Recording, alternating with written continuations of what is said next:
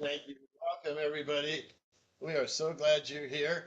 And we do this on the third Saturday. So, third Saturday of next month would be May, and birthdays is the theme. And be sure and tell all your friends.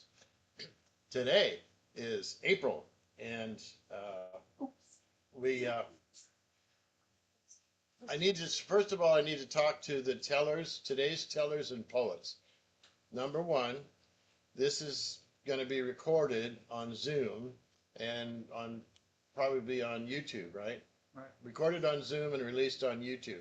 So if you don't want your segment to be recorded and released on YouTube, tell this guy in the cute hat right here. Tell John, and we'll accommodate you. And item number two is that I have to help you with the time. I'll be sitting right in front here with a countdown timer. And this will I don't want you to I don't want you to look at it. I don't want you to let it bother you. I don't want you to let it interfere. But this is just an aid. Okay, so when you're up here telling, you've got 8 or 10 minutes, and this will let you know when your 10 minutes is running down. It's a countdown timer, not a count up timer. So when it says 3 minutes, it doesn't mean you've used 3 minutes. It means you've got 3 minutes left. Countdown timer. So this will be right in front here, and don't look at it unless you want to refer to it, just ignore it. And I'm so glad that I had a wonderful response. And our first teller today has been a longtime supporter of this guild. He's served in many capacities. He's also served as president of this guild. And his name is Larry Crayson, but we love him so much. We call him Sir Lawrence, and he has made all the arrangements. And I begged him, and he loves me, so he's made all the arrangements to be able to be here today and to have his wife taken care of and all of that. So, without further ado, I'm going to bring up Sir Lawrence, and he is going to tell us a story called "Letter in a Wallet."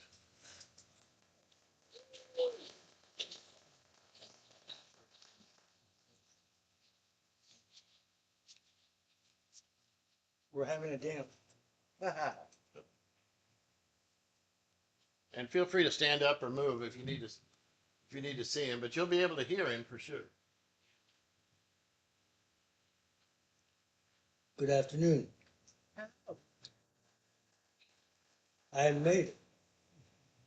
Okay. This is a love story that I've known for over 40 years. This is the first time I've told it. And it's usually longer than 10 minutes, so I've had to cut it short. Many, many years ago, a young man walked up to a senior living facility. He was looking for a person who might know the owner of the wallet he found that morning. It was an interesting wallet. It was very soft leather with a red binding around the side. There was no identification in it, and was a few dollars in it. But what's most curious was there was a letter inside that was written in 1923. It was a Dear John letter. It was from a young lady who had to say goodbye to her boyfriend. To have a letter that long period of time in a wallet, it was obviously very dear to the person who owned the wallet. So all day, this young man looked and looked for whoever owned the wallet. Well, eventually he found out that the young lady who wrote the letter was now in the senior citizen center as a resident. And so he was determined to tell her. And so he was invited to come in and escorted up to the third floor where she was. As she was told by the night nurse that she was in the activities room working on a jigsaw puzzle. What else? They went down the hallway, and here they turned the corner, and here's this lovely lady stooping over a table working on the puzzle. with a sweater and really nice with glasses and really studying hard. And the nurse came up and said, Hannah, this young man wants to talk to you. And the young man came forward and said, Hannah, I found a wallet today that has a letter inside. And I think you signed it. It was written in 1923. When she saw the letter with the beautiful rose design on the left side, she gasped and said, Young man, I wrote that letter when I was 16 years old. I had to say goodbye to my boyfriend because my mother thought I was too young at 16. It was one of the hardest things I had to do.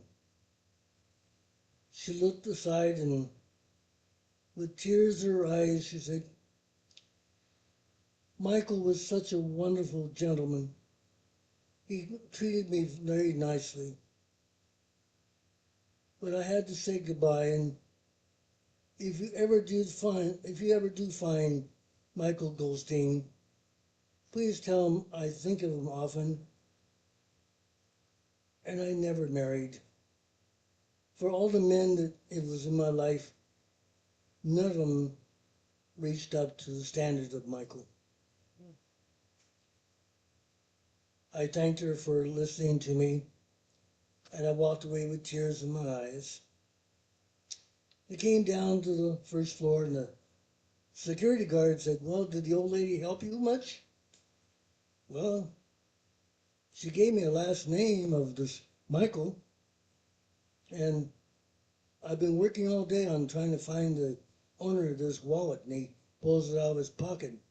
And the security guard said, Wait a minute, I know who that wallet belongs to. It's Michael Goldstein. He lives up on the 8th floor. He's always losing that wallet. I sometimes pick it up 2 or 3 times a week. He must have gone for a walk and lost it somewhere on the sidewalk. Let me take you up to him. They go upstairs to the 8th floor.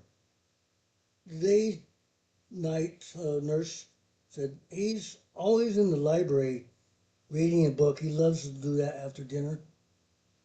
And sure enough, he's found in the library. And the night nurse came up and said, Michael, this young man had found a wallet that we think is yours. Did you lose your wallet again?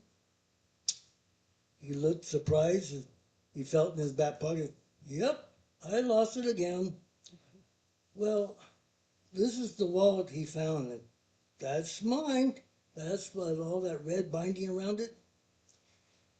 And he said, I'd love to give you a reward for that. And never mind, I don't need a reward. But I have to tell you, Michael, I read the letter inside. His smile disappeared and said, You read the letter? Yes, and I think I know where Hannah is. You do? Please tell me where she is so I can call her tomorrow. I know it's too late to now. Michael, come with me. So he went down to the 3rd floor and went down the hallway, and Hannah's still there. And the nurse comes over and taps her on the shoulder. Hannah, do you know this man in the doorway? Hannah looks up and stares out and takes her glasses off, and Michael whispers, Hannah, it's Michael. Michael, I can't believe you're here. Michael, and he, with stooped steps, he rushes over and they collapse together. She's sobbing against his chest. I can't believe you're here. I've missed you so much. I had to turn away, let them have privacy. 3 weeks later, the facility called me at my home, said, would you like to come to a wedding? Michael and Hannah are getting married this Sunday, and they would like to have you come as a witness. I said, I certainly will. It was a beautiful wedding. Hannah was dressed in a beige long shirt and long skirt with a red rose corsage on the left side. Michael was dressed in his dark red suit with a red rose in his lapel. All their friends from the 8th and the 3rd floor were there to cheer him on, and Arnie was able to walk the 76-year-old bride and a 79-year-old groom together, and they got married, and what a happy ending to a 60-year romance that was by chance found with a wallet. Thank you. Yeah. Oh, that was wonderful. Yeah. Okay, there he is. What a Good beautiful job, story. Sir Lawrence. You can look it up. It's written in the other YouTube, Yeah. and you can look it up. Several versions. Well, you have to do that one version. The Yeah, letter in the wallet. right there. You did that so well. Yes, thank you, Sir Lawrence. Those of you meeting him for the first time, I'm happy for you. That's Sir Lawrence the Storyteller. Next, we have a poet, and we love to have poets here as a part of our storytelling. One of the reasons is because the Sacramento Poetry Center here allows us to use their facility, and we are so grateful for that. This is Mr. Frank Tabor, and Mr. Frank Tabor lives in Sacramento, and he's suffered a serious stroke 20 years ago. Raise your hand, Frank, so we can all say hi. This is Frank. And my dear friend Ed Lewis is going to read Frank's poetry. Frank began writing poetry in the 1990s and started attending the Sacramento Poetry Center workshops. Although some of his poems have been published and some even won prizes, most of them sit on his desk and gather dust, he says. On several occasions, he's read poetry to the public, and he's helped judge a few poetry contests. And our mutual dear friend Ed Lewis is now going to read Frank's poems. Oh, is Frank doing that? Yeah. I didn't know that.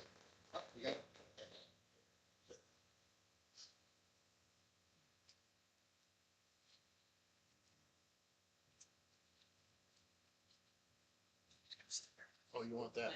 Yeah, I said it. Yeah. Okay. Frank Tabor. All right, Frank. Yes.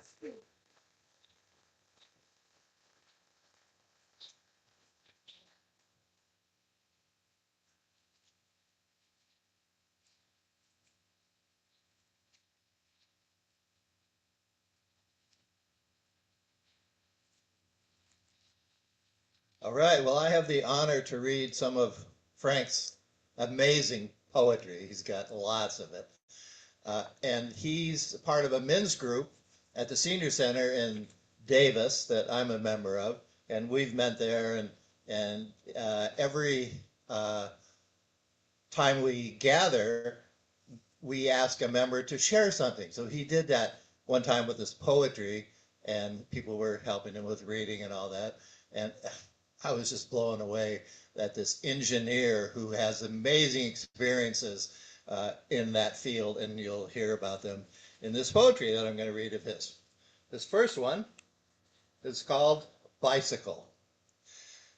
After surviving the first terror when I was launched willy-nilly, wheeling across gray asphalt and cruel gravel to pedal and inevitably crash into a thorny hedge, I found myself, master of swoop and spin, a creature released from local friction, speeding a half block out and a half block back, my coat flapping, intoxicated by a strange and familiar street, not quite safe, as I found out, north and down, letters, numbers, and lines, the leverage of velocity, how to lean into left and a looping swerve into right that could rush me almost to the world's edge. Yeah. Yeah. A giant dipper, a corner of the eye, view on the neon, angles of history, a crumpled summary falling among rackets and rails, the ratcheted progress along starts and stops, an unbalanced contemplation, all hands and feet aboard, clutched, clenched and released, a group swoop and swoon. We speak midnight shrill and urgent circular expressions, cavalier accelerations, and precise executions. As our tumble boxes rumble in the dark, lockered and loosed, cliff hung from the precipitous clarity above the fogless bay, cocooned in the immediate noise, the third leap, an incomplete circle, 1/5 of a bluff for the tapered run-in, after which we step off with a slightly chattered stagger, an unconscious act that creates the earth with all its slow tides again. The next one is entitled, I Could Have Been a Contender in the Night. Says this rambling improvisation of regret for that life that might have been, made in the wilderness of music. Oh, I was called, but I never went more than part way, just nipped my toes into that cold ocean edge, looked at the distant city lights, but never quite jumped or fell. To be lost on those busy streets in the mirrored halls and murky rooms, to burn through winter nights or blaze on asphalt so hot it sticks, but there is no such weight to be felt in the absorption of rolling moments, twiddled along by hand and ear from the gut, teeth, and tongue. I could have done the dirty bars through endless, pointless, bright, smooth, bounce, slide, breathe, and sung into the long, hollow tube of night, vibrating in modes 1, 2, or 3, with the drums and the bass, fought the jazz, march, harmonic duels, taken up the drug habit, rehabilitation, rehabit, and danced the 12-step waltz.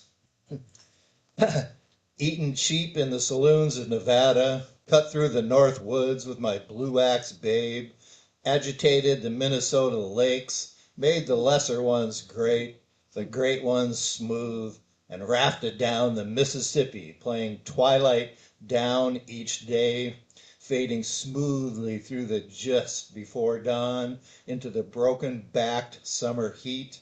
Some people say they live their lives without regret. But how the hell do they know? Right.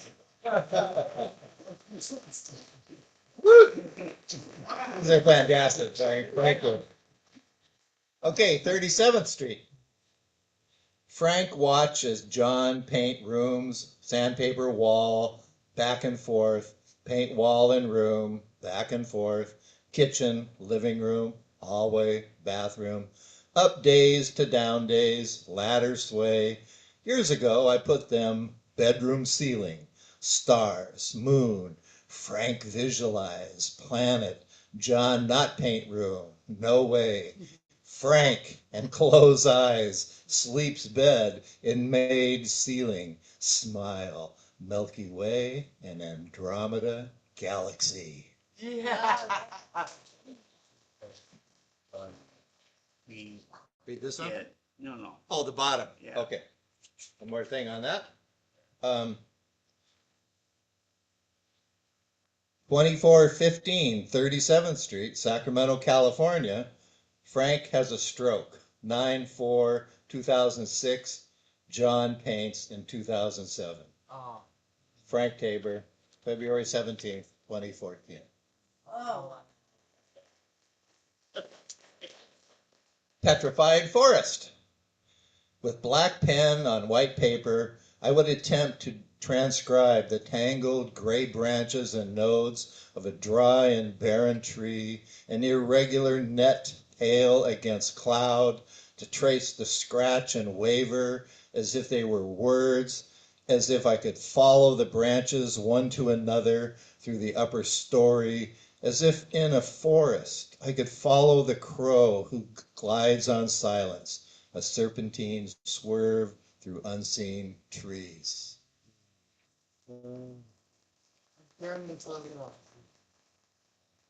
This is from Frank on July 8th, 2009. Steve the cat.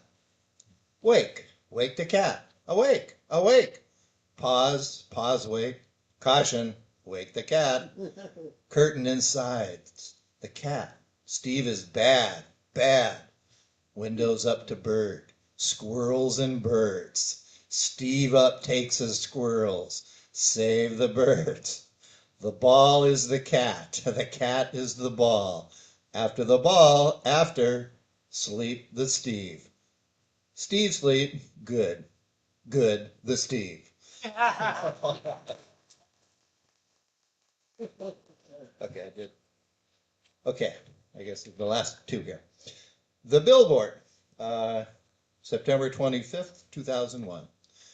The band will careen recklessly through the grassy park in a vehicle of sound driven by the tuba's thump and the bass drum trailing, frenetic clarinet runs. We should never need to caution that the trumpets will be fully revved, bright, loud. I am one of 34 knobs for adjusting the speed and volume. Our fingers and breath follow the conductor as he waves through late afternoon sky, blue with dragonflies in silhouette. Heavy breathing and a muffled score of feet thrum under the tune. Our audience sprawls and wanders. Perhaps they listen on the lawn, a shade below the ragged yellow-green of our midsummer trees. The baton and its pale hands gesture for more quiet, more velocity as we enter the third turn of three and vendors unload tomatoes and corn. Barbecue, pizza, and beer from trucks and trailers and tents. Distracted, a small woman solemnly watches something off to the side. We are locked into the last 8 bars when I recall a name from 30 years ago and wait for the last note, which arrives, but not quite what I expect. This is short. Okay, last one. Water falling. Woman, the song. The guys, player piano. The bass guitar, drums. Accomplished.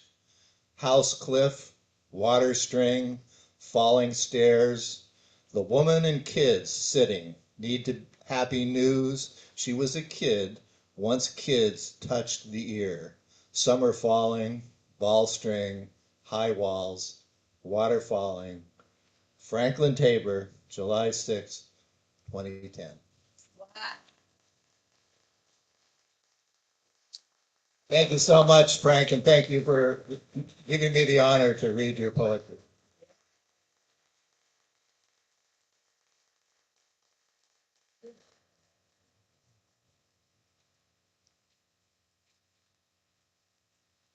Thank you, Frank, and thank you, Ed. So glad you could join us today, Frank. We really appreciate you being here. Good duo. Yeah.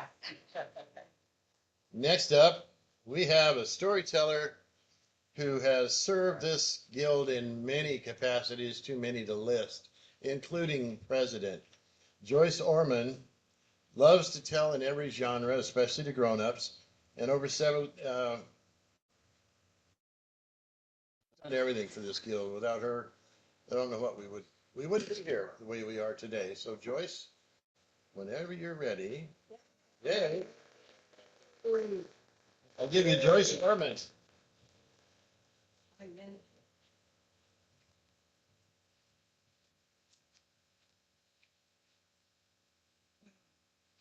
Zippity doo dah, zippity yay. Bear rat was bounce, down, bounce, down, tippy toe, tip, tip, tip, down the He was on a mission down the path because Bear Fox had a pea patch, a goober pea patch. Goober peas, I love goober peas. And he was watching it. So he went by every few days, and it was just about ready. Now, Bear Fox, he didn't come early. He was a gentleman farmer, but he did a good job. And he watched Bear Rabbit, because he knew Bear Rabbit loved goober peas. And he knew Bear Rabbit didn't intend to work on the work to grow goober peas. So they went along. Bear Fox built a nice, sturdy wire and wood fence with a gate that locked. And he checked it for places where Bear Rabbit could get through. There was none. I have that Bear Rabbit fixed, he said. Well, Bear Rabbit went down the road, looked and looked. Sure enough, those plants were ready to be dug up and taken home and boiled up. Peas, goober peas. So, at this first sight of light in the morning, in the dawn, he would go hop down now. Yep, hippity yep. And he searched and he searched. Took several days, but he finally found a weak place. There was a rock. Take it out, and he could just sliver through. He picked the peas, dug up the plants, threw them over the fence where he had sacks waiting, slid out again, put the rock back, fixed all the no, look. Bear Fox won't find that. Got the hippity hop, home. Bear Fox came in his early, seasonal, arriving late like all gentlemen do.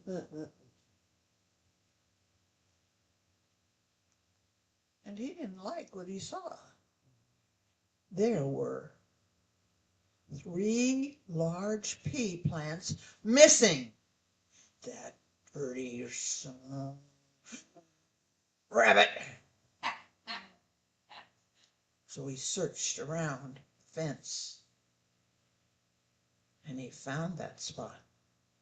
And he moved that stone, and just inside of the fence, he set up a little hole, and he took a rope and he made a noose and he covered it carefully with grass, and he strung the rope out, and then he got a hawthorn sapling, and he pulled and he pulled and he pulled and he pulled and he got it down, and then he tied the rope onto it and he set the trap, and he smiled because he had rabbit.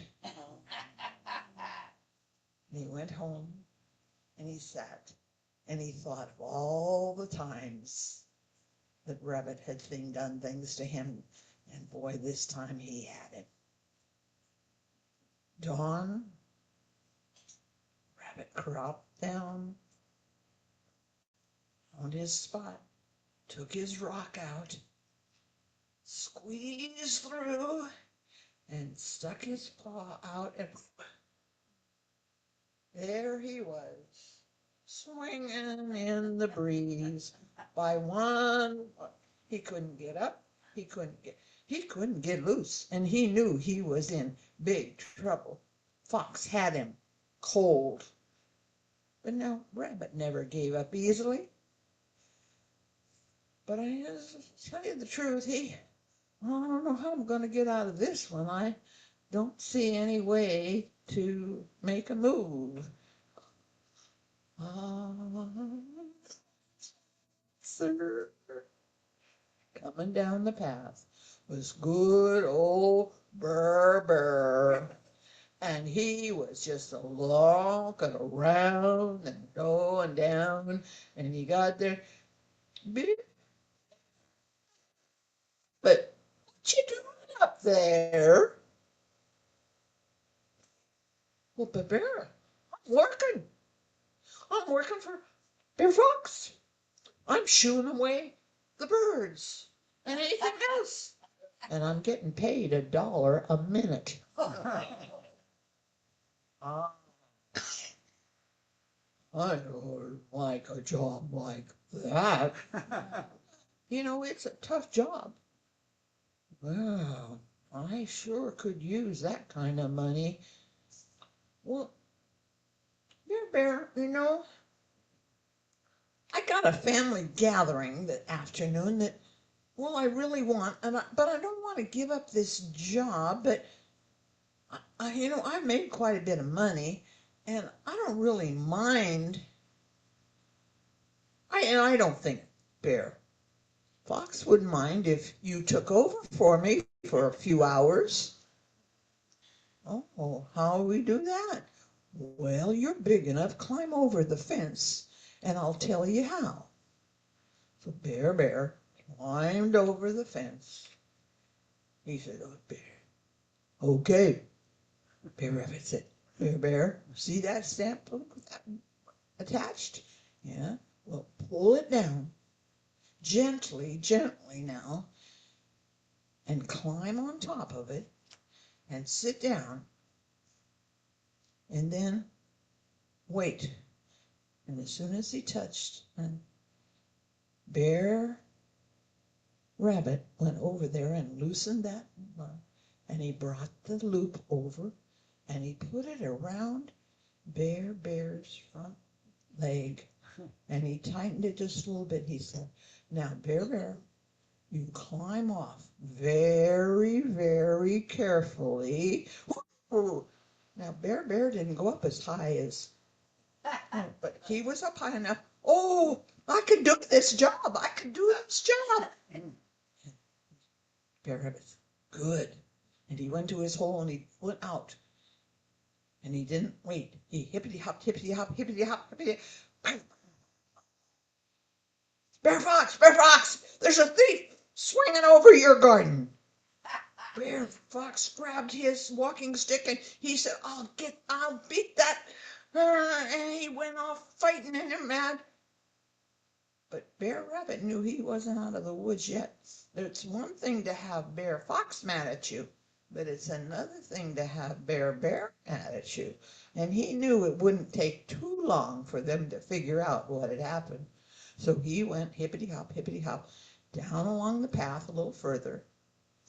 And he went into the pond, and he came out, and he rolled in the mud, slicked down his ears, covered himself completely with mud, so that just his eyes and the smooth down top of his head. Ribbit. And sure enough, as that mud draw, here came one angry bear. That Bear Rabbit, I'm going to tear him from, I'm going to grab him by the ears and swing him over the tree, and I'm going to parch.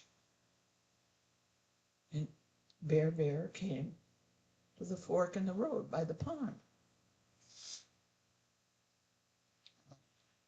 Which way did he go? Oh, Bear Bullfrog, you see? Did you see Bear Rabbit?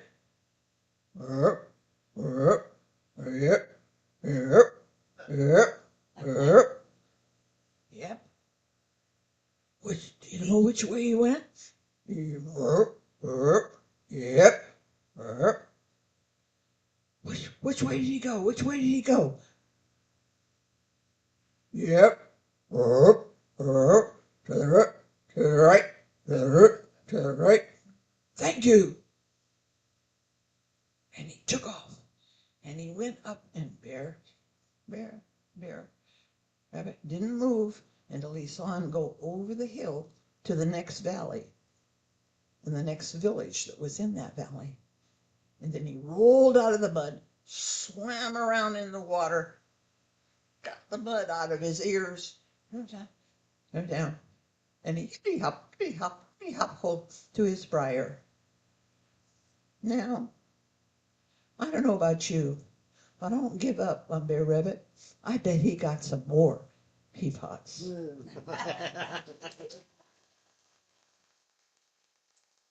Thank you. Thank you, Joyce. Good job. So there is a traditional set. You're going to hear all kinds today. You're going to hear personal, true stories. That's a wonderful Brer Rabbit folktale.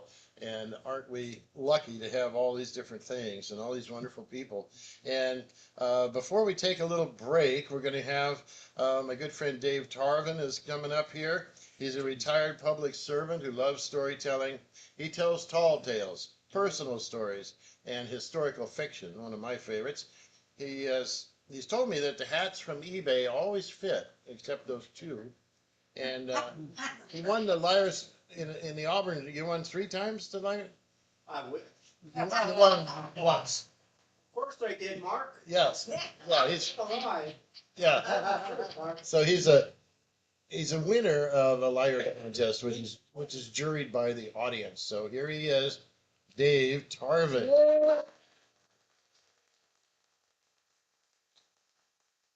Thank you, Mark. My name indeed is Dave, and it is my great pleasure to be with you this afternoon. No lies today, though. This is a true story, and this happened at my work, which was a very serious career, just so that you're aware. It was May the 6th. I don't remember what day of the week it was, but it was the day after Cinco de Mayo.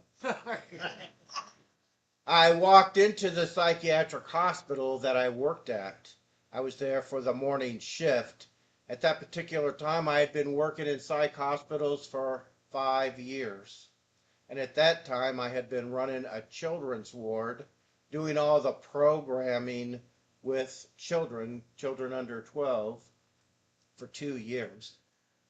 I walked into that big, nice, fancy lobby, and I was walking to those big, huge electric magnetic locked doors. And I passed the receptionist's desk, and she said, Dave, wait. She said, I was told you have to go see the nursing director right now, as soon as you get here. I walked through those doors, I walked down a couple of halls, and I walked into the nursing director's office, and I sat down. She said, Dave, yesterday was Cinco de Mayo. And she said there was a horrible, horrible tragedy in the community. She said all the kids from, a huge group of kids from the local high school went to Lake Berryessa for Cinco de Mayo, and they were partying. And they were swimming and drinking and doing all that stuff. And she said the most popular boy in the school swam out into the lake and drowned. All the kids there tried to save him. They couldn't save him. They watched that boy drown, and they watched all the first responders come. And last night, the principal called around to all the local mental health facilities and asked to send counselors to the school this morning to help kids process. And she said, I want you to go out there today. And so I said, sure. Of course I agreed. And so I got in my car, I drove to the local high school, and I walked into this huge, huge cafetorium thing. And off in the corner was a group of adults. I strolled over, and there was the high school principal explaining to a group of adults what had happened and what they wanted.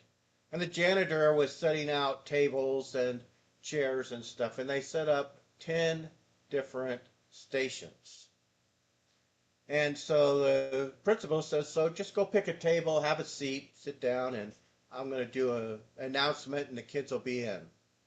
And just do your thing, So I went and I sat down at a table, and then the principal came on over the intercom, And next thing you know, the doors kick open and teenage kids just streamed into that place. And they started filling up table after table after table. They walked right by my table and they sat at this therapist's table, that counselor's table, at that nurse's table, but not one kid sat at my table. Now I was crushed because this was my second career. I took a big hit financially to change careers and go to work in mental health. It was not easy. And there were many, many times I doubted whether I had made the right decision. And in that moment, sitting at that table, I doubted that decision. I thought, Dave, what are you doing here? You're wasting your time, you're wasting your life, and you're not helping anyone. Kids stopped, and I was there all alone. And to be honest, I was crushed. And I sat there. I was having a great time feeling sorry for myself because I did. I was feeling very sorry for myself. Suddenly, I saw a woman come walking through the door. She looked like school people look, during the day. Mhm. And she looks around the room. She scans the room and she sees me sitting by herself. And she makes a beeline for me, very hurried. She walks up to me and she goes, "My name is," whatever her name was, I don't remember it. And she goes, "I am the school counselor and I need your help." I said, "What?" She said, "I have this kid. I'm having a real problem. Can you come with me? This is really important. It's an emergency." I said, "Okay, fine." I mean, I was caught up in my own stuff, and so I just started following her. We're walking down the hallway, and I'm still feeling sorry for myself. I'm not paying attention to anything. The next thing you know, I walk into this office. There's an empty chair on the left. There's a chair on the right with a 16-year-old girl and an empty desk. Counselor sits at the desk. I sit down in the empty chair. So then the counselor starts telling me why I'm there. She says, "This young lady has a boyfriend who has disappeared. He has been gone for a week. We're all worried about him. Nobody knows what happened to him, but she does. And she refuses to tell anybody. The police have talked to her. The priest talked to her. I talked to her. The teachers talked to her. The principal talked to her. Everybody talked to her. And she refuses to tell us where her boyfriend is. And we are worried sick that something's happened to him." I said, "Oh, I mean, I didn't know this kid. This was strictly off the cuff. I was in a little shock. I was like, but I kind of oriented really quick. And I look over at this kid and she's like giving me that nasty, angry teenage look. Everybody's seen it. And I said, "Well, okay." And then they actually have this little exchange, but they weren't talking in English. They were talking in Spanish. I don't speak Spanish. I told her that, and I really started to panic then. I said, "Hey, look, I don't speak Spanish. I can't do an intervention with this kid in another language." And she started trying to reassure me, right? I kind of tuned her out. I saw that door. I could get up and walk out that door, and let me tell you, I thought about it, and I almost did it. But as I sat there thinking about it, there was this little voice in the back of my head. And I could swear, to this day, I swear it was my dad. He said, "Dave, you chose." And so I closed my eyes, took a deep breath, opened my eyes, and I looked at that girl and I smiled. She gave me that even dirtier look. And I just started talking. And I told her things that I told kids every day. I'm not going to tell you what to do. You are almost an adult. You're going to do whatever you want anyways. But I'm going to explain something to you. I'm going to explain to you the concept of consequences and life decisions. And I said, you must have a very good reason for why you're not telling anybody what they want to know. But I'll tell you this. Whatever happens, because this is what you need to consider, is that if the worst case scenario happens with this boy, and you could have done something to prevent it, that is something that you will live with for the rest of your life, each and every day. And with that, she started crying. And then she started talking. And the next thing you know, they're talking in Spanish, and she tells this counselor where the boy is, what happened to him. And it turned out he had been kidnapped and was being held in the Santa Cruz Mountains. She knew all about it, but they were immigrants. They were afraid to speak. So I sat there, and the counselor's trying to reassure this girl. She's calling the police on the phone. They're doing all this stuff, and I'm just sitting there. I was done. My part, whatever that really was done. So I got up and I walked out the door, and the bell started ringing.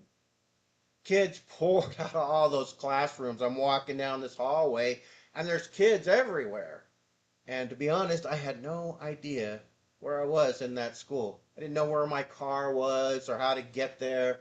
And I hit this, little crossroads thing in the middle of the hallways, where they cross. And I stood there and I thought, well, where do I turn left? Do I turn right? Do I go ahead? What do I do? And in that moment, I realized it didn't matter which way I turned or which way I went. I was doing the right thing, and I was on the right path.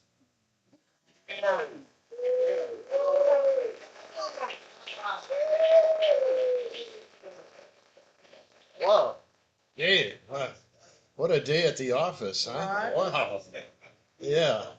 Well done. He did that for many years, and that's just one of the Dave Tarvin stories, and I've had the privilege of hearing a couple of other ones.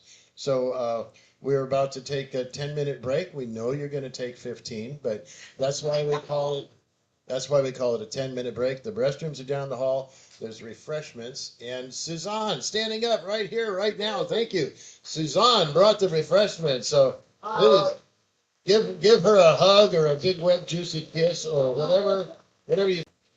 Patterson, and John is a teller of true stories for more than 7 years. He has told in small groups. He's told before 500 people at the Moth in Berkeley. He's told more than half a dozen local venues in Connecticut and Columbia. And today he's going to tell us about a situation from his blue collar days. Another true John Patterson story called I Need a Job. John Patterson. Thank you, Mark. Thank you to the Sacramento Poetry Center, and thank you to Sacramento Storytellers for getting this started decades ago and keeping it going. And my theme, sort of connected with Earth Day, is trying to be down to earth. So I needed a job. Anybody here ever need a job? I mean, really need a job? Yes. I mean, with my partner, we wanted to try and make sure this was our commitment to each other. We could have a little bit of meat at that time on the plate, maybe some potato and some vegetables every night, some money that we'd put in our $300 to $700 cars, and some money to keep repairing them. Like one of them, an old Ford pickup, had no driver's side window in San Francisco. Ooh. And the driver's side door was wired together with a coat hanger, right? So we're always scooting back and forth across, but trying to keep things going. At that time, when this story takes place, let's place it in time. Go back in the time machine. There it is. A movie MASH had come out. Columbo was on TV, and Johnny Bench played baseball. Yeah, back in the early 70s. Pictures helped me find it quicker than words. Anyway, back then, I was working delivering pizza at night, 3 or 4 nights a week, and had found work in what was called Local 2 of the Longshoremen in San Francisco. And what they did was pick up work, that's what it was called, for Local 10, which were the regular longshoremen that unloaded ships. Back in those days, the San Francisco piers were lined with ships that had cargo, smaller ships than the big container ships now. And it was a way to make a little more money. And you go down every day about 5 o'clock, you show up, in this old little wooden room on an alley off Second and Townsend, across from the old train station. Right now, I think it's under the Giants Stadium, but it was a place I felt a lot of nostalgia for. It was connected to. You get there about 5. You wait to see if your plug number is called by 5:30, 20 to 6. If it is, you get a job that day. You're told what pier to go to, and you just start working, lumping, or what cargo people call moving cargo by hand, off the ships. I just finished college. I had gone through college by working at night. I made better money working at night in the earlier years because I had union jobs. I worked unloading freight at San Francisco International, unloading freight for United Parcel. You had to work more hours to work those jobs. It wasn't full time. You had to work hard, and you got good pay per hour. And after about 4 years of doing that and going to school during the day, I wanted it to be a little easier. And I thought I could make it till past graduation, a couple of months, stuffed a little money aside, thought the car was running, and let those jobs go just for pizza delivery 3 nights a week. Graduated, a couple months go by, early 70s, high unemployment. Inflation. Need even more money than I thought I needed when I started college.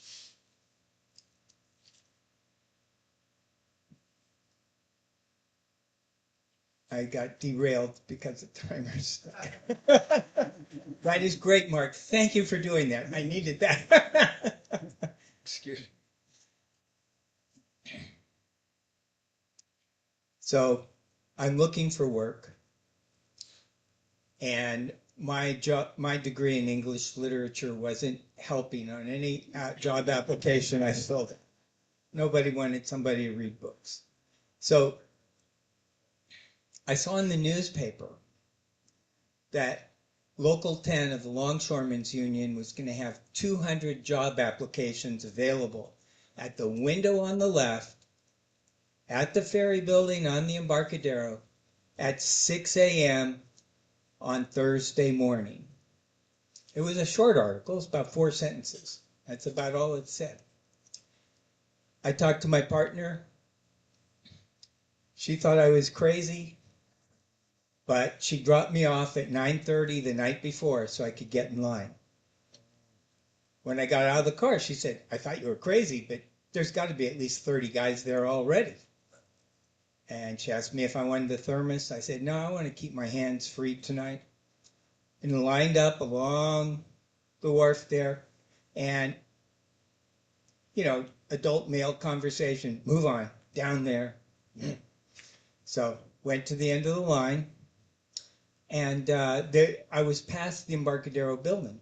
So there was no block from the breeze on this cold, foggy night. And what there was a 6-inch wood curb for trucks and cars that pulled up so they didn't go in the drink. And we lined up along that.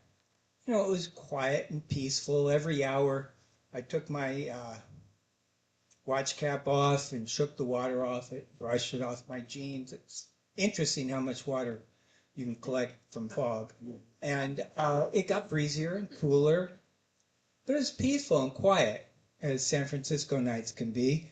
And I could hear the lap, lap, lap of the water against the pier pilings below me. And I would say by midnight, there was 60, 70 guys in line, and they're all being directed the same way that I was directed, down there. No, move, down there. So the line's getting longer. It's getting foggier. It's getting a little chillier. Little time goes on. Now you can't see the end of the line. I suspect there's more than 70, 80 people in line, maybe 90 men. And there's about 30 milling about in front in that big plaza there. A little more time goes on. Can't see the end of the line. It's about 3 in the morning. There must be 50 to 70 guys milling about in the front. You hear cars pull up, stop, peel out. There is some cursing you hear. You don't know what that's about. About 3:30 in the morning, 2 SFPD cars roll up. They turn on those lights and they beam around over the crowd. They're looking. We're all looking at them. They drive off, which I thought was interesting. But anyway, because they had no idea what was going on, I don't think. Anyway, about 4 in the morning, 4:30, there has to be 200 or 300 men milling about, plus the long line you can't see the end of. And then there's a little more yelling and pushing. And about 4:30, it's really getting full. I'm thinking there's over 1,000 men. And, you know, I'm talking the way all my other brothers are talking. Back up, you mother. If I go in, I'm taking at least 2 of you with me. You got to start pushing back. It's a big crowd. About 5 o'clock, we hear a big groan. There's at least 1,500 men milling about. Have no idea where the end of the line is. There's no way I can leave. Nobody where I'm at can leave or do anything. You just kind of lean forward and try and get a little more room between you and that curb behind you. And big groan, big groan. Word comes through the crowd, somebody was stabbed. Just keep waiting, it's cold. Shake off my watch cap. About 5:40, hear this huge yelling. Come on, you. Bad cursing language. Somebody's being body surfed. We're all going, how does he get people to do that? He doesn't know them. And he's being body surfed up towards the front window. And the word comes through the crowd, he's got a gun. That's what all the yelling is. And then you hear a shot ring out. Word comes through the crowd, yeah, somebody got shot. There's probably, just before 6, there's probably 2,000, 2,500 men standing there. 6 o'clock, big klaxon horn goes off. It sounds like a ballpark when a big event happens. A lot of weird noises, disappointed and happy and mad and angry noises. About 6:05, 6:10, I still haven't moved since 9:30 the night before. The crowd starts to dissipate. And I'm kind of following behind them to the payphone across the street. Word comes through the crowd. The union guy was so upset he just threw all 200 applications out the window. Oh. Crowd leaves. I'm looking at them. I'm really disappointed. I mean, I had some experience doing this. I knew how to work. You know, could be living high on the hog and forget my English degree, I figured. Anyway, not to be. But I realized I was lucky. Because I looked at a lot of those men. And I realized I had more resources because of my education than probably just about everybody else there. And it may not get me a high-paying job, but I knew more about the world. I didn't know everything, but I knew more. And I felt like I had more opportunities. In the next few days, I watched the news. There was never anything about this in the news. But about 10 days later, the Secretary of Labor was interviewed on the national news about the high unemployment. And he said it wouldn't be so high if more people would go out and get jobs. And that brought me down to earth a little bit. And I realized there are a heck of a lot of people at the top of our society who have no idea how everybody lives. Anybody here a Guy Risdall fan or familiar with him? He talks about economics, business news. recently heard a couple of statistics. 3% of, excuse me, 30% of the American people cannot save $500 for an emergency within 30 days if they need to. 60% can't save $1,000 in 3 months if they need to. What brings me down to earth is thinking those guys at the ferry building did everything they could to try and make their life work. I have more things I can work with. I think everybody has to start doing everything they can to make things better. Because I can guarantee you one thing nobody wants to see is thousands of adult angry men trying to make a change. Thank you. Wow. Yeah. Thank you, John. Wow. He certainly needed work. Wow. That's, yeah, thank you for all of that. Appreciate it. Our next we have a poet. We have Sue Daly, and she has a chapbook, Voice at Last, that was published in 2017. Her poetry collection, Language of the Tea Leaves, was published in 2021. She's had writing groups, and she's led writing groups in Sacramento for many years, and now is an Amherst Writers and Artists affiliate. And I was mistaken when I invited her and said, "Sure, bring your poetry books and all that." Now I have been informed that we do not sell anything here. That's not part of, for various reasons. So Sue brought some things, and if you want to talk to, come on up, Sue. And if you want to talk to her personally afterwards, and maybe offer her something for her autograph, you might be able to do that. We don't sell stuff here. So Sue Daly. I don't know if you're related to Karen. Have you met Karen Daly? Yeah. You guys related? Not that you know of. 6 degrees, right? Yeah. Sue Daly. You want to go with that? I'll just say. Oh, hi. By now you know I'm Sue Daly. I'm a local poet and Amherst Writers affiliate. I lead writing groups in the Sacramento area. I volunteered for several at Women's Day. Okay, so this is my book, Language of the Tea Leaves, and I'll read a few poems to you from Uninvited. Let love spring up on statuous peaks, snowy slopes gleaming bright in morning light. Let love... Okay, sorry. I understand you want me to read louder. I can't quite, it's very intimidating to me to be half-inch from the microphone. So I will do my best, and I will probably shorten my reading time. Let me start with another poem. The Forgetting. I hear you call at daybreak. Rising, I splash my face with winter's chill, rub my freezing hands together, and head out to the old field. At dawn, the 7 sisters finish their night watch. The moon dims, a pale orb receding into the heavens. I hear your voice again, begging me to forgive and forget, though I don't remember what you're talking about. What could be so important?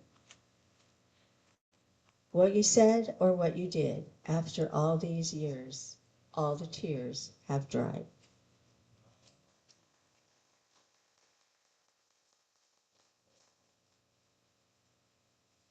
Flood. The river surged, carried us away in a flash. The sea forgave, buried our wounds beneath the blue. Our petty posturing of no consequence as hair silvers. No, you don't have to cry that to everyone. Summon the poets. Charlatans are everywhere, promising anything in an instant, anything we might desire. Magic spells won't keep me from harm. Amulets won't bring unearned blessings. Who can tell my future with a cup of tea? Better to summon the poets. I'd rather read Whitman than tea leaves.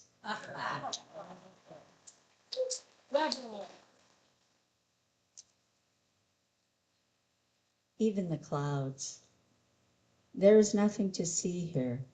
Nothing more can be done. She is weary of sorrow. Even the clouds offer to hold her tears. The sky shudders, rolls up, and goes home. She does not notice. She sleeps, but does not dream.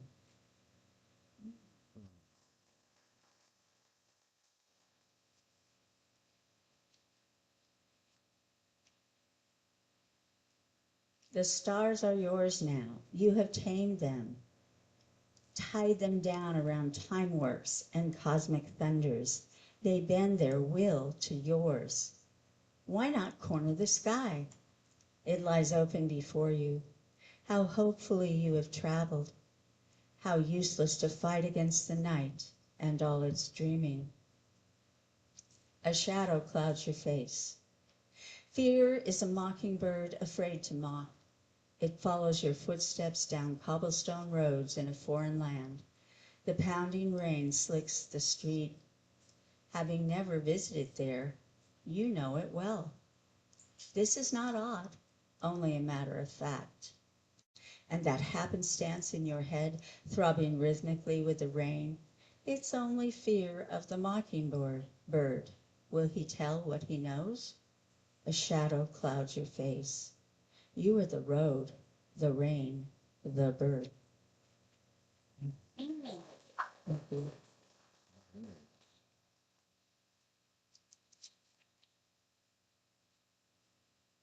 I have one more. Ever after.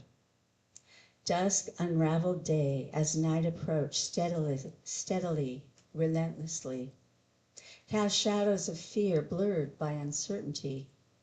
She did not flee this witching hour, but bloomed within its clutches, entered with no assurance of return, stumbled over seven faces of darkness, danced through ruins, dreamt of light laced with laughter, ever after all. Thank you.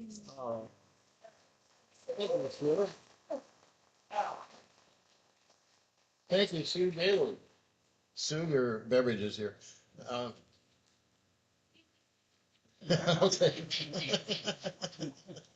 Well, thank you. That was new for me. The first time I heard Sue Daly, so I enjoyed that very much. Uh,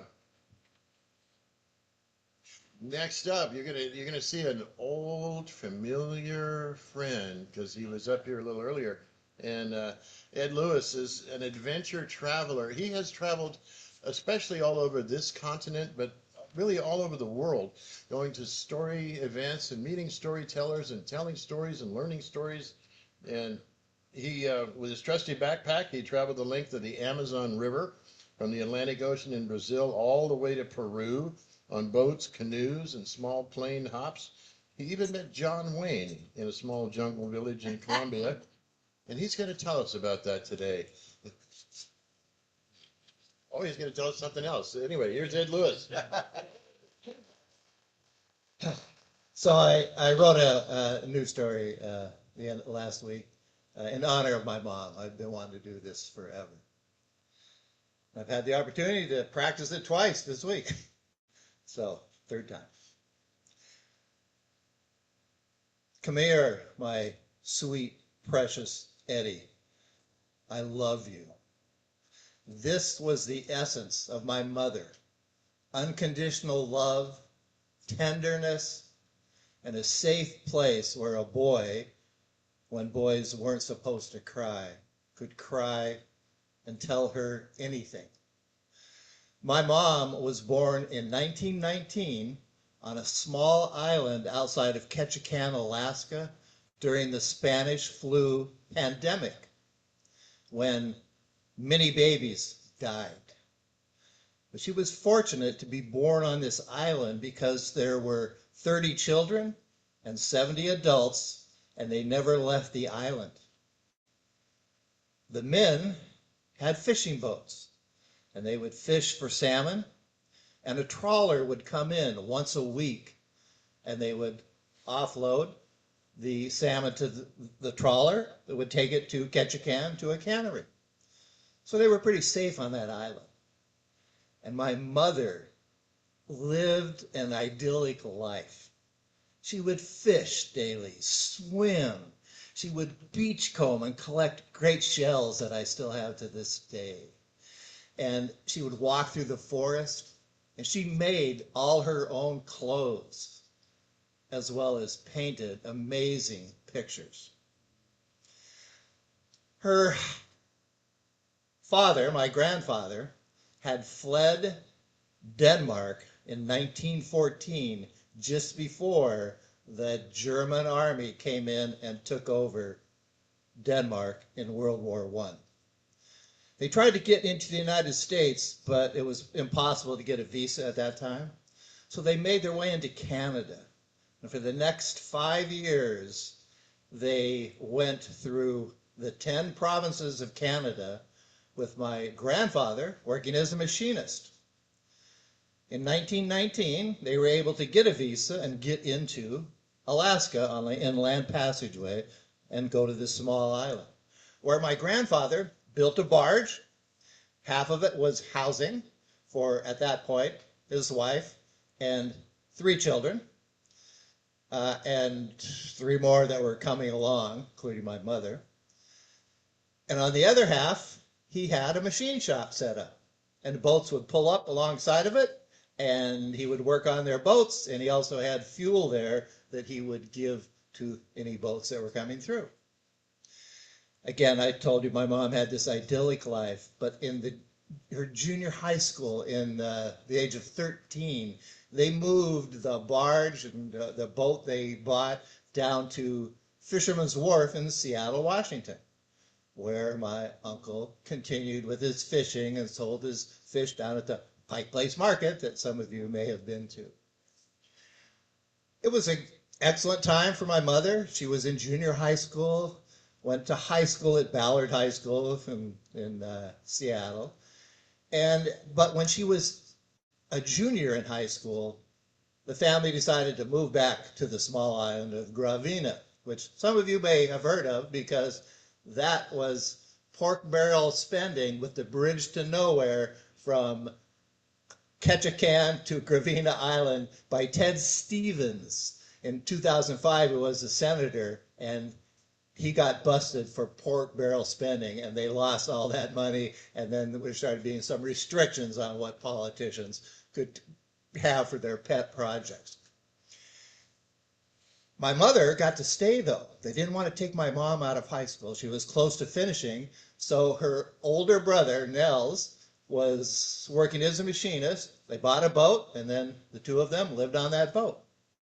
One of my mom's favorite things was to go to the city dances, where all the boys would line up on one side, all the girls on the other side. And it was the boys' responsibility to come and ask the girls to dance.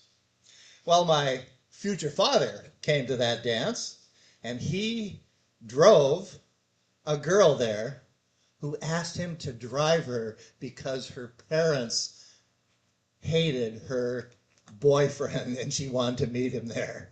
He was not approved.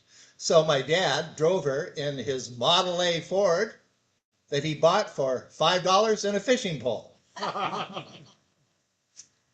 He said he came into the dance, he lined up in the wall, and he looked out to find a girl to dance, and everything just narrowed right on down to this beautiful woman with this gracious smile and this aura about her that just drew him as a magnet. And that was my future mom.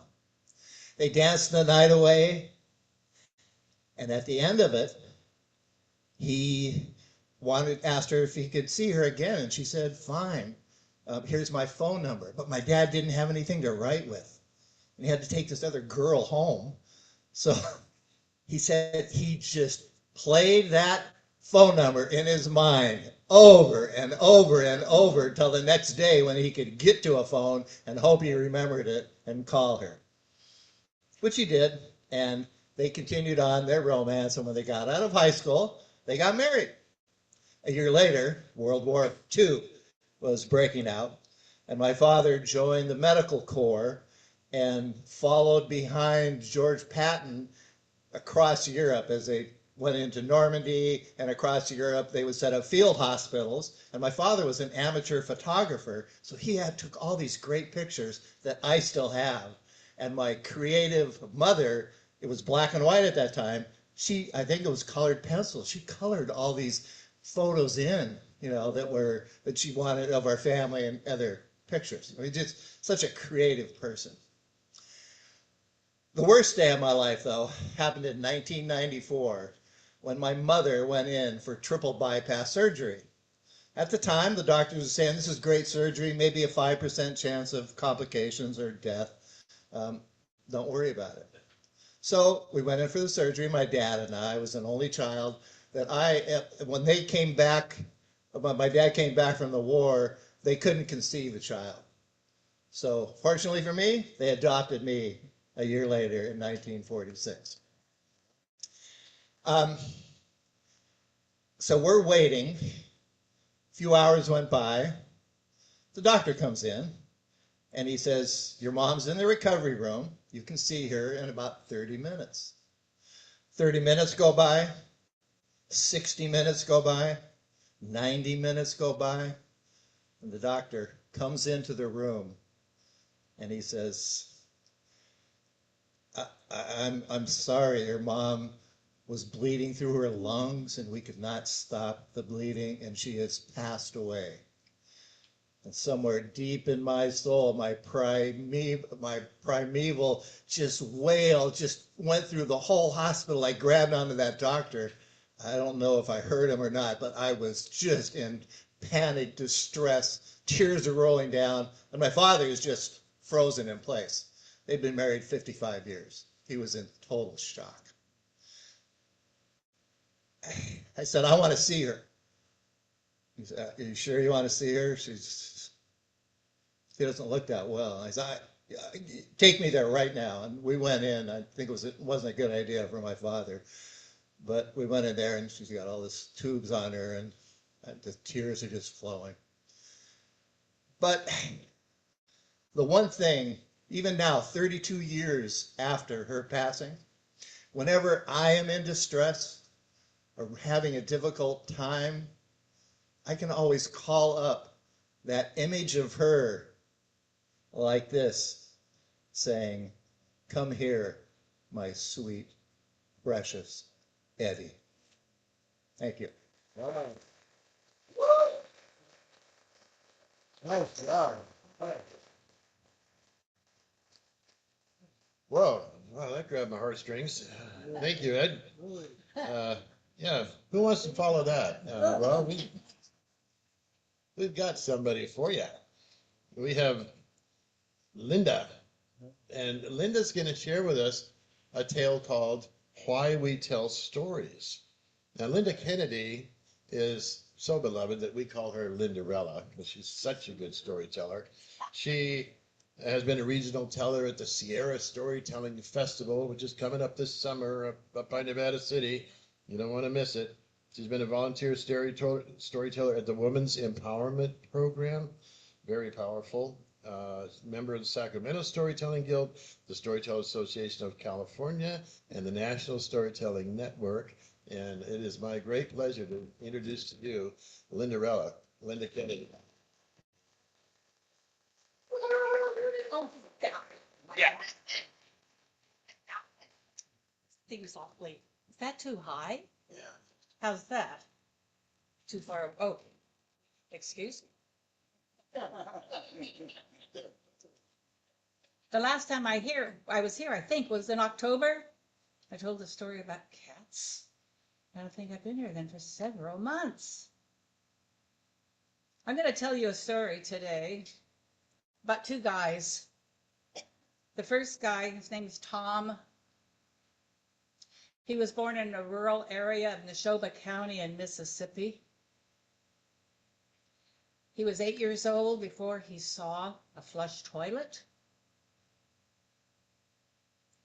He graduated 7th in his class, and that was impressive until he told me that there were 7 seniors in that class. I married him in 1962. The other guy, his name is Quincy. He was born around 1950, grew up in the affluent neighborhood of Los Altos Hills, went to Cal Poly, moved up north somewhere in the East Hills around San Jose. He was in a commune after graduating, then finally settled in Gilroy, where we were raising our family. And, oh, Quincy, he was the most radical, this is Tom's voice you're hearing, Democrat. Nothing pinko commie, Tom would refer to him as. He would call Tom a foolish, silly Republican who didn't know his ass from a hole in the ground. Pay attention, Tom. And above all of that, they had the most devoted brother-type love for each other. It was magical, the time they spent together, the wonderful things they shared. As a matter of fact, Quincy and his wife had named his daughter after our daughter because they liked her name, Janselyn, and he had been her youth leader in church all through junior high and high school. So we had become very close with those political radical poles at each end not mattering. Well, after Tom retired SJPD as a sergeant, we moved to Nevada City and we built our, could have been forever home. And not long after that, Quincy and wife Melissa, they decided they wanted to move there too. They liked the arts, the music. Quincy was very interested in community radio and KVMR. And so it was they moved up, and Tom had sold them, he'd gone into real estate, the house in the forest next to ours. We were on like 4.5-acre parcels. They had not yet retired yet. She was still teaching, and he was a CFO for a Silicon Valley company and very involved in that community. Well, they came up on weekends. We did fun things together, and one of the things the guys did that they really enjoyed was to get out those old camping chairs, you know, those web ones with the aluminum frame, and put the branches that had fallen or cleared according to the fire district of the cleaning when you needed to and could do it on a permissive burning day. And they would sit there and they would argue, and those names would fly back and forth political, and then they would laugh, and then they would talk about music, and then they would talk about our fun times camping together at the Strawberry Music Festival when it was still at Camp Mather in Yosemite. Wonderful times. They would drink beer. They would throw branches on the fire. They would take the peanuts out of the shell, throw the shells in the fire. And they had a wonderful, wonderful time together, forgetting those political poles. Well, the day came when they decided they could retire and move up permanently, and Tom and I wanted to give them welcome gifts. I knew Melissa liked pink flamingos, so I got her a big inflatable one that I put in their bathtub. And then I got her those little tiny cute little twinkle light ones that you string along the railing of your deck. She was thrilled. Now, Tom wanted Quincy to enjoy that forest life, so he got him a squirrel feeder. They were made by some guy in town. It was nothing more than a plank of wood, and on one end, open mouth, large plastic bottle, the kind that you see pickles in at delis. And then you would fill it with peanuts in the shell and mount it on a tree branch, and then you could watch the squirrels come and eat. Quincy loved it. He knew exactly where he wanted to put it. There was a tree beyond the window in his new office, and he put it there. And oh, how he loved seeing those squirrels come. But by and by, Tom noticed that the squirrels weren't coming because the bottle was empty. Days later, still empty. Days later, still empty. Tom was on his way to town. He calls up Quincy. Quincy, I'm going to go to town. Can I bring you back some nuts? Your thing's been empty. No, no, no, we're not doing that anymore. He said, that is just way too expensive. Do you know how fast those squirrels go through a bag of nuts? Well, Tom didn't really, he wanted more appreciation for that gift he'd gotten Quincy. So one day when they were out of town, Tom went down to Kmart and got himself one of those statues of a squirrel in the garden department. The really cute ones, the little perch. And he stuck it on the plank. Quincy's home, he looks out the window and he sees a squirrel waiting to be fed. In your dreams, he says. But the next time he looks, the squirrel's back. The next time he looks, the squirrel's back. The next time he's in town, he buys a bag of nuts. He goes back out to the tree, surprised that that squirrel does not scamper away. He looks closely, and it is a little fake statue. He grabs that statue down off of it. He goes in the house, and at our house, bing, you've got mail.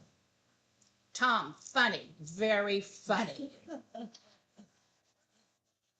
Well, he took the squirrel, Quincy did, and put it on his own front porch there by their big Buddha statue. And then Melissa called a few days later, and she said, now, wait, she says, you aren't going to believe what I just saw. I said, what's that? She said, I was at the kitchen window, and I saw a squirrel come down the tree, out on a branch, swung around on the empty bird feeder. He must have been really ticked off that that bird feeder was empty, because he got down on the railing, he snatched one of those little pink flamingo lights off, and he went back up the tree with it. Ha ha, I couldn't wait to tell Tom. Tom waited for them to leave. He went over to the house and he picked up that little statue. He went around the back of the house and he plucked another little flamingo off the lights. He came home. He went and got a box lid out of the basement, one of those white banker box lids. He was ready to make his 5th grade diorama at the age of, I don't know, 75. And he took that little squirrel and put it in, I've got to do it this way. Okay, he did it, squirrel facing this way. He downloaded an assault weapon picture of it. He cut the darn thing out and glued it to the front of that squirrel. Then he took the flamingo. He put it over here, went out to the garage and got black electric tape and put it over his little eyes. He cut letters out of the newspaper and glued them up here. Feed me now or one dies every day. He takes a picture of this. And are you okay? He takes a picture of this, prints it, and tapes it to their front door. Ding, you've got mail. Very funny, Tom. Very funny. There was another time when Quincy was going to go to a party being given by Joan Baez. She was sort of folding down one of her commitment of peace organizations she had. Tom said, you know, never liked that Joan Baez. She was always leading those protest marches, and I had to be in riot gear and fighting them in the streets because that's what I was being paid to do.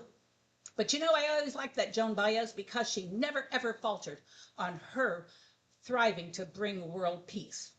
If you get to talk to her, tell her I said so. Quincy went to the party. He came back.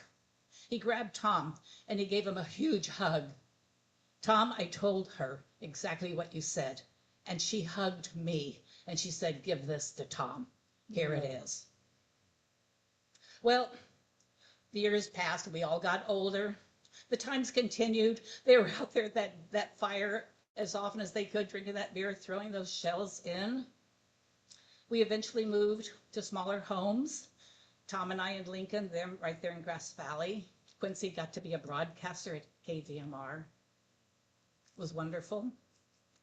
Then Tom passed almost 7 years ago, and Quincy did a tribute on his program, and he talked about their political differences, but he talked about that love, that brotherhood they had.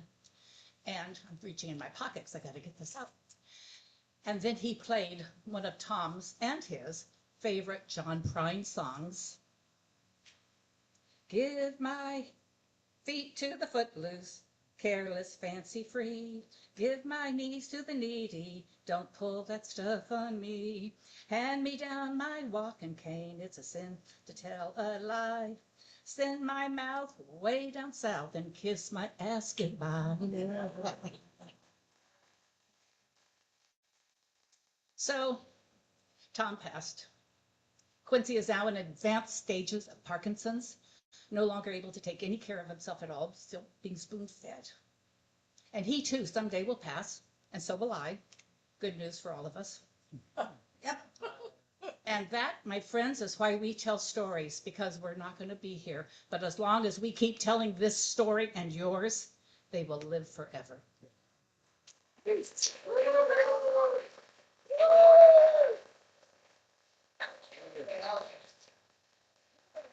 Beautiful Cinderella, thank you so much.